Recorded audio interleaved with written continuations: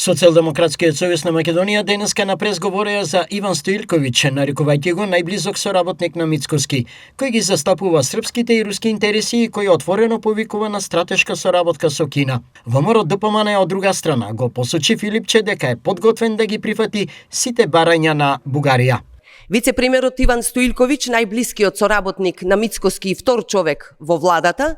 отворено повикува на соработка со Кина. По години застапување на српски и руски интереси, сега Стоилковиќ стратешки удри и на стратешкиот партнер на Македонија, Соединетите Американски држави.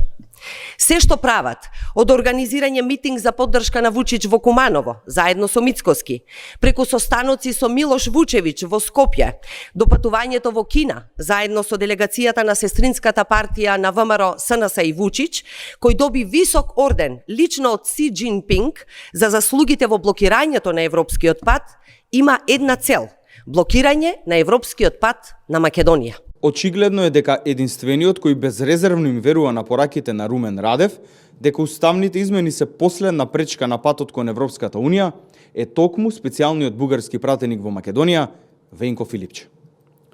Премиерот на Бугарија, Румен Радев, излегува во јавноста и вели дека македонските револуционери, како Гоце Делчев и Ане Сандански, се бугари,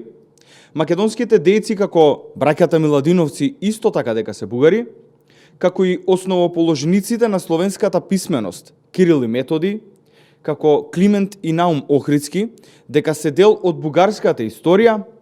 осуда од специјалниот бугарски пратеник во Македонија Венко Филипче нема.